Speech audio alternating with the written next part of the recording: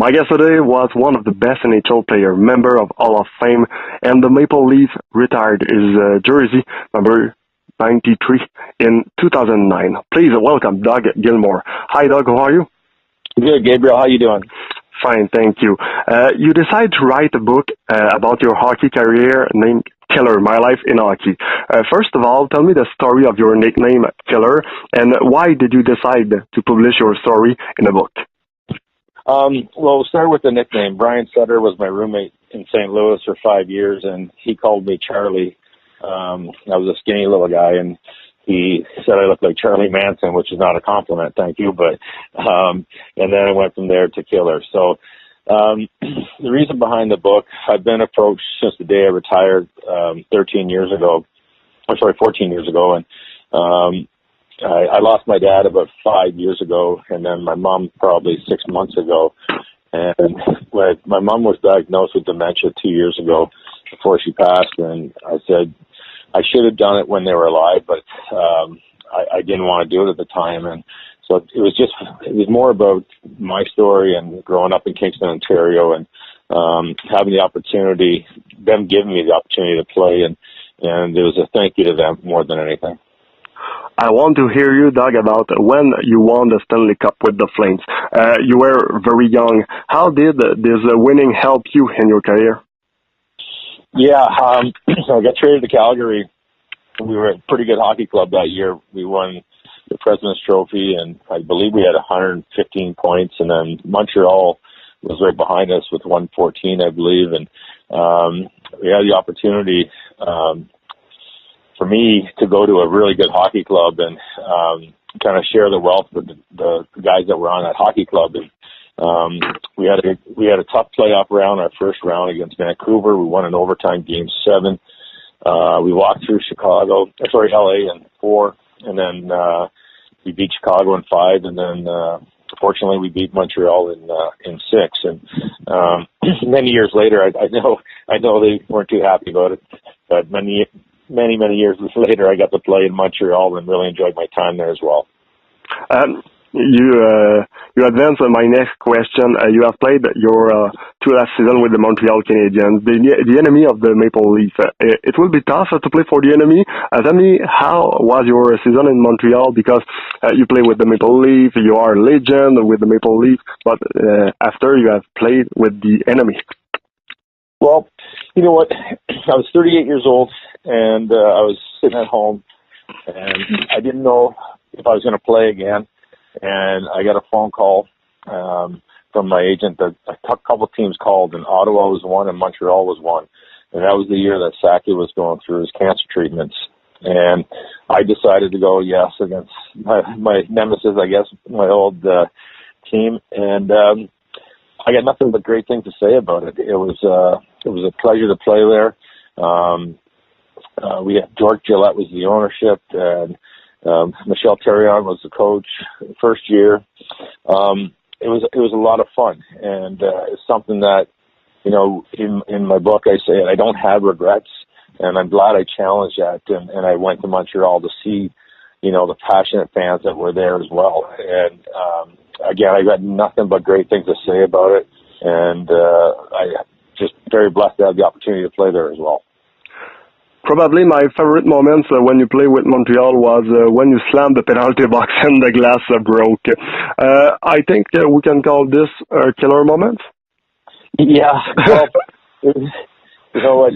We were down 2 goals to Carolina, and I think there was only about 8 minutes to go, and I took a penalty, and I wasn't too happy with the call. And, you know, many times I've been in that penalty box or any penalty box and slammed the door, and it never happens. And when it happened, I just sat down and pretended it didn't happen, and I wouldn't look up. I just kept my head down, and I had to get out of the box and go in the other box while they cleaned the glass up, and I got 2 more minutes for that as well. Everybody knows that you was very passionate by the game of hockey, but when you see the hockey who's playing now, what is on your mind when you see the hockey of 2018? Well, it's different because, you know, I broke in the 80s, played in the 90s and 2000s, and the game has changed a lot. The rules have changed. There's no hooking or kind of. It's a fast game. It's a great hockey game, and there's a lot of skill out there. And again, people ask me, would it be better now playing in the days like this? And I can't answer that because our times were different. We had to compete hard, and there's a lot more fighting. There's in my eyes, there was a lot of respect. More important, because if you were going to hit somebody the wrong way, you better get ready. And I think nowadays it's just it's a little bit different. And all I can say is that I do love the game. And again, for me, watching the NHL games, I still go to the games. I watch them on TV. Obviously, I'm in the junior ranks in Kingston, Ontario, and it's great to see. It's great hockey. Back in the days, I think to be traded is very difficult. But what is the story behind your trade to the Toronto Maple Leafs?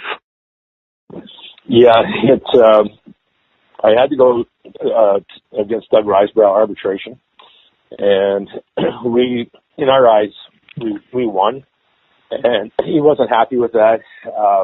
We were playing in San Francisco at the time, at the Cow Palace, before the rink in San Jose was built, and I got up in the morning to go to the bathroom, and about 7 a.m., and I had a joining door next to me, and I got up and I walked by and I could hear my name. So it was actually the general manager that was right beside me, and he was talking about trading me to somewhere. And at that time, I didn't know it was Toronto. I just knew that I was going to be moved. So it was New Year's Eve that we played against Montreal. And then we had a team dinner afterwards, and I told the guys at that time that I wasn't coming back because I knew I was going to be traded. So I went in the next morning and just said, okay, I'm done. Thank you so much. And 24 hours later, it was a 10-player deal. Do you have a favorite team who played in your career? Do you have some? It is Montreal, Toronto. For all of the people, I think you've always been a member of the Leafs. But what is your point of view? Well, you know what? I played 5 years in St. Louis, and it was a great run there. We made the playoffs every year. I got traded to Calgary. We won the Cup, so it was exciting times. Then also going to Toronto, being in Kingston, it's in between Toronto and Montreal, and I know the Toronto fans and Montreal fans will kind of hate me for this, but for me, growing up, I was a Bob Orr fan, and so we had Wayne Cashman and Rick Smith that were both from Kingston, Ontario, that played with the Boston Bruins. So as you asked the question, what was my favorite team? I think all of them. I enjoyed every minute of it. Had the pleasure to play in Chicago, New Jersey, for some great teammates. Played in Buffalo just for a year, and then ended up my last 2 years in Montreal. So I don't really pick a team. I just very excited when people ask me the questions because I enjoyed every place I went and met a lot of great people. All right. What was the biggest honor you received in your career? Stanley Cup, Selke Trophy, Hall of Fame inductee, number retired by the Maple Leaf. What is? I think, Gabriel, the biggest thing when people ask that question is making it to the NHL. My first game, it was such, we're kids and we're dreaming, and I'm a smaller player, and I left junior with a lot of points, and going to St. Louis, they want me to be a checker now, and it just, when I got that opportunity, my first game, it was like, wow, this is what it's like, and again, I've got so many memories, and that all, it's in my memory bank forever, and I can say, though, it was that first time I stepped on the ice to play an NHL game, and it was pretty remarkable. After your player career, you start coaching. Did you like the experience? I loved it. I was with the Toronto Maple Leafs farm team, the Toronto Marlies. I was assistant coach there, and I got a call to come home to Kingston, and I didn't know the league, so the first 2-3 months were very hard because I didn't know my own team, and then the next 2 years, same thing. It was a lot of fun, and then I had got the opportunity to be the GM, and so to challenge that level, they wanted me to do both, and at the time, I just felt I couldn't do both. So we pretty much hired new scouts, new scouting staff, new assistant coaches as well, and it was one of those things that I really enjoyed it, and it's the closest thing I'll ever get to playing in the NHL. So that side of it, I'll never forget. And would I do it again? I would think so. If it's the right situation, I would look at it. I just mentioned I had the opportunity to be GM for 6 years, and because of the book tour this year, I went to president because I couldn't be there for the first month and a half. So, but I still run the team, and it's been a great run. When I got out of hockey, Gabriel, I got into a mortgage company that I owned for a couple of years, and then I sold that, and I bought homes and flipped them, and then I got back into hockey. I just kind of needed a little break, so I'm back in it, and I love it. And then I'm turning 55 this year, so I'm not sure how much longer I'm going to do it. All right. The killer question next. I know you have your beer and your wine. If you have to choose, what do you like the most, the wine or the beer, and what is the reason? Well, okay, that's a good question. I like the beer. I love the wine. I also like vodka, though. That hasn't come out yet, but maybe that's what I'll work on next. It was just something that